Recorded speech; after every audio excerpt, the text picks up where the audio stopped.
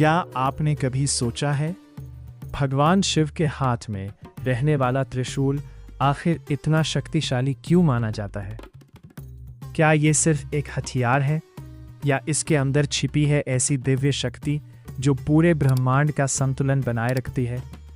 कहते हैं कि जब महादेव का त्रिशूल उठता है तो सबसे शक्तिशाली असुर भी कांपने लगते हैं। लेकिन आखिर इस त्रिशूल के 3 नुकीले भाग किस रहस्य का प्रतीक हैं और क्यों देवता तक इसकी शक्ति का सम्मान करते हैं? आज की यह कहानी आपको महादेव के त्रिशूल का ऐसा रहस्य बताएगी जिसे जानकर आप हैरान रह जाएंगे। तो वीडियो को अभी लाइक करें, शेयर करें अपने दोस्तों और परिवार के साथ, और अगर आप सच्चे शिव भक्त हैं तो सनातन स्फीयर चैनल को सब्सक्राइब करके कमेंट में लिखें हर हर महादेव। अब सुनिए महादेव के त्रिशूल की अद्भुत और रहस्यमयी कहानी। बहुत समय पहले जब सृष्टि नई नई बनी थी तब संसार में संतुलन बनाए रखना आसान नहीं था। अच्छाई और बुराई के बीच लगातार संघर्ष चलता रहता था। देवता धर्म की रक्षा करते थे, लेकिन कई बार ऐसी शक्तियां पैदा हो जाती थीं जिन्हें रोकना कठिन हो जाता था। तब ब्रह्मांड की दिव्य शक्तियों ने मिलकर एक अद्भुत अस्त्र का निर्माण किया। एक ऐसा अस्त्र जो केवल युद्ध के लिए नहीं बल्कि सृष्टि के संतुलन के लिए बनाया गया था। वही अस्त्र था महादेव का त्रिशूल। कहते हैं इस त्रिशूल में तीनों लोकों की ऊर्जा समाई हुई थी। स्वर्ग, पृथ्वी और पाताल, तीनों की शक्ति इसमें विद्यमान थी।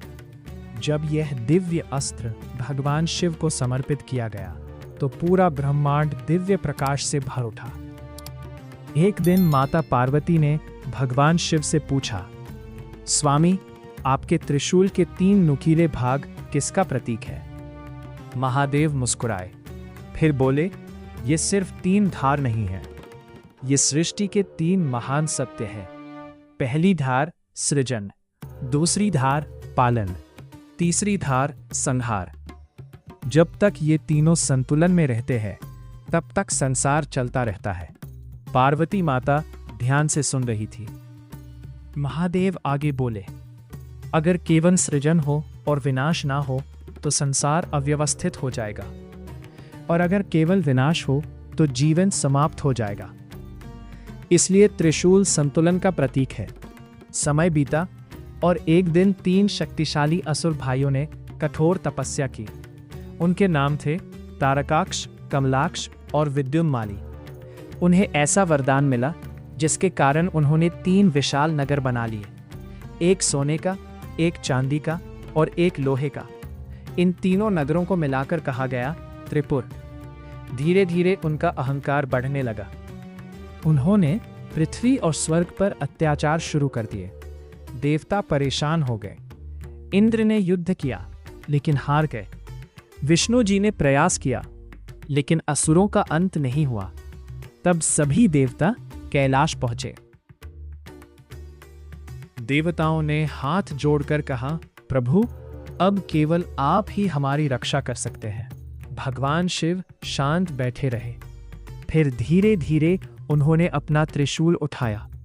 जैसे ही त्रिशूल उठा, आकाश में बिजली चमकने लगी, धरती कांपने लगी। देवताओं को समझ आ गया, अब अधर्म का अंत निश्चित है। भगवान शिव युद्ध भूमि में पहुंचे। तीनों असुर अपने नगरों में सुरक्षित बैठे थे।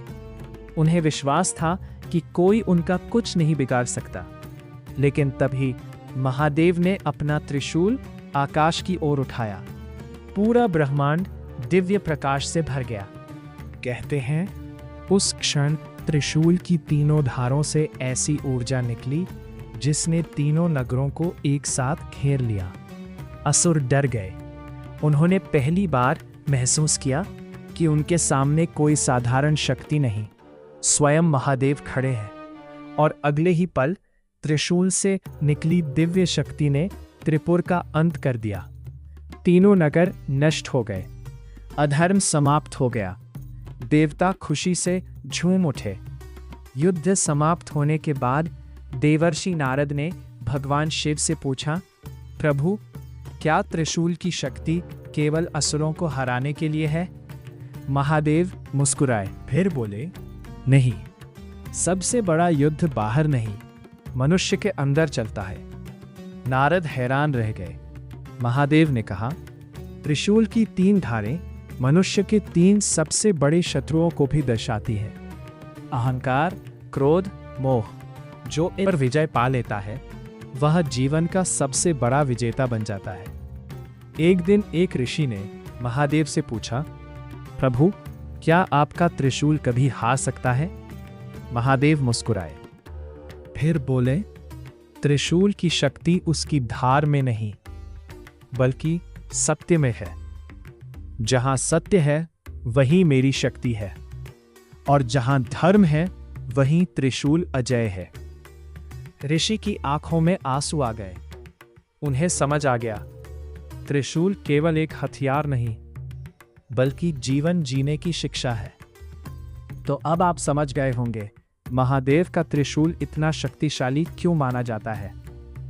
क्योंकि ये सिर्फ एक दिव्य अस्त्र नहीं, बल्कि सृष्टि के संतुलन, सत्य और धर्म का प्रतीक है।